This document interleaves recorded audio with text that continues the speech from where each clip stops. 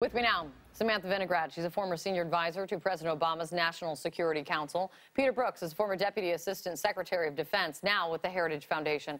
And Dana Bash is CNN's chief political correspondent. It's great to see you guys. Thanks for being here. Dana, do you think this was something of a reality check for the president today? Maybe. I mean, Jeff pointed out exactly what the issue is with that beginning of the speech. It was totally tone deaf because it was the kind of thing that he says to roaring applause, loves to say to roaring applause when he goes out on the campaign trail. And that is really his oxygen. That is what he loves to do. And this was definitely not that audience at all. But look, I think that was maybe a shocker. But I think it's also interesting that the rest of the speech, where he was very much America first, very much about sovereignty, very much about the alliances such as the UN should be limited. America's place in the world, even in foreign aid, should be transactional. That also landed with a thud in this audience. But that was the point.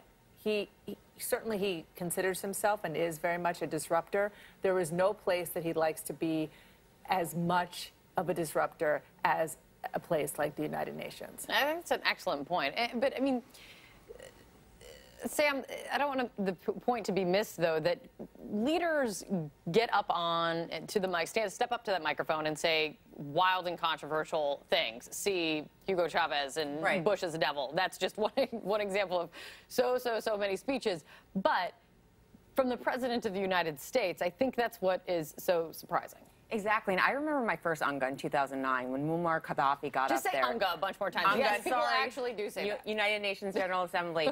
When Muammar Gaddafi got up there and gave the most outlandish speech, and we all cringed, but we all knew that he was going to do that. That was built in. Now we have the President of the United States, a founding member of the United Nations, going up there, making outlandish statements, doing a superlative contest, and talking about all of his accomplishments, right? And what I think about is, who was actually clapping during that speech other than perhaps the president himself? You have to bet Vladimir Putin was, because that entire speech was a retrenchment for U.S. power. It was a retrenchment for the U.S.-led liberal democratic order. And the president gave an entire speech supposedly on sovereignty, which is the ability of a state to govern and protect itself, and did not once mention the fact that, guess what, Russia is attacking our sovereignty. Russia invaded a sovereign country like Ukraine. He didn't mention it once in that entire speech. So, Peter, what's your take on all of this today? I mean, the president had to know going in this was going to be a tough crowd. Dana laid it out very well, and Jeff was saying it as well. I mean, criticizing international alliances before the definition of an international alliance, if you will. I mean, I can show, for our viewers, just to show what Jeff was talking about earlier when he was talking about Germany and how the Germans reacted to his comments about their dependence on Russia. Germany will become totally dependent on Russian energy if it does not immediately change course. Here in the Western Hemisphere, we are committed to maintaining our independence from the encroachment of expansionist foreign powers. Were you surprised, Peter, about today, the reaction in the room, how it all went down? Well, look, there's a lot of ways to break this down, and you were talking about the German issue here, and what the president is talking about there is Nord Stream 2, which is this energy pipeline from Russia directly to Germany that cuts out Poland and the Baltic states, and this is an issue that is a serious policy issue. The president brought it up at the NATO summit. This goes back to the Obama administration as well. People are very, very concerned about this. So, you know, the reaction on the part of the Germans, I was kind of surprised it was televised that way. Usually these sort of things focus on the principal, the speaker. But the fact of the matter is that we have a disagreement with the Germans on this, and there are a lot of people in Europe that are very unhappy with the Germans on it. So I think the president's speech was a very serious policy speech. We can get beyond what happened at the beginning.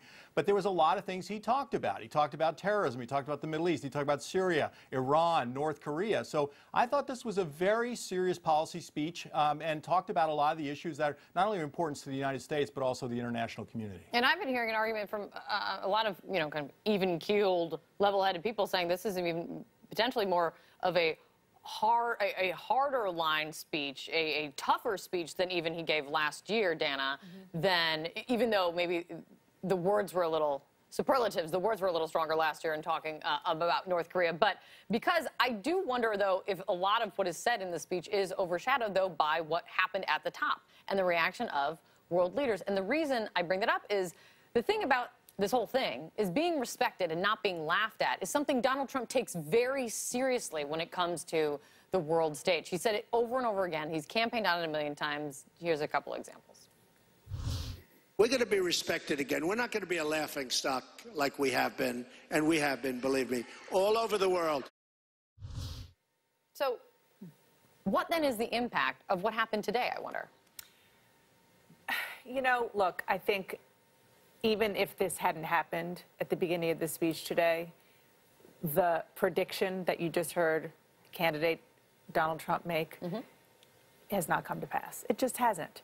I mean, anybody who steps foot abroad knows the very first thing that you hear for an American is what is going on? What is going on with your country? But having said that, but is bad politics abroad good politics at home, then? Yes, it is. But having said that, just to sort of play devil's advocate, or maybe to give the president, you know, some props here, there are issues like NATO. He has been a bull in a china shop on NATO. The way that he behaved when, you know, at the summit in Canada and then again in Europe, it was the opposite of how anybody who teaches a diplomacy 101 class would tell you to do it. Having said that, some of these countries have actually come to meet some of his demands on the issue of paying the dues to NATO. Not all the way, but they are stepping it up a little bit. And if he hadn't been maybe the way that he is, that wouldn't have happened.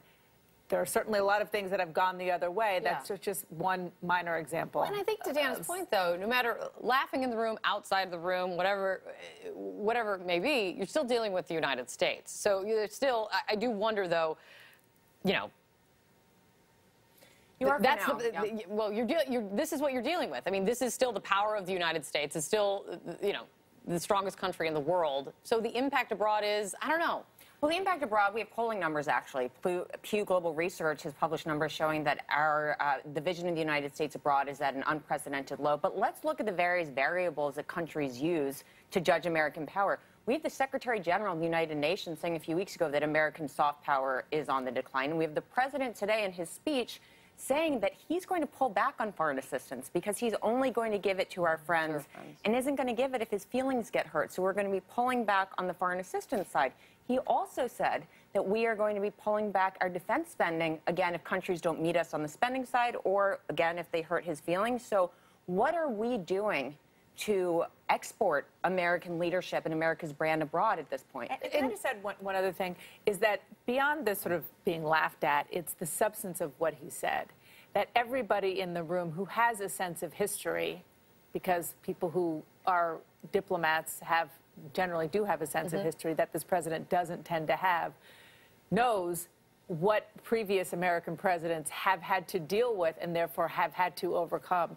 Therefore, the notion that he's done more for America than anybody in the history of the world is laughable. And I think that actually speaks to the disconnect as much as anything else. In this major moment then, Peter, what do you think the lasting takeaway will be?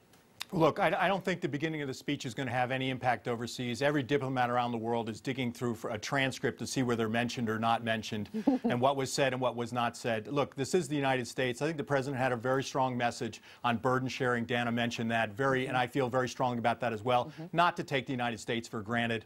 And I think it was a very strong speech, and it was an improvement, I think, upon what we had last year, especially on these number of these issues such as North Korea, and he put Iran on notice. And we'll see how this translates in tomorrow's National Security Council meeting. Yeah, I do wonder if Iran is this year's North Korea. Will the same treatment have the same impact in a year from now? We shall see, though. That's a fun one to wait for. Great to see you guys. Thanks so much.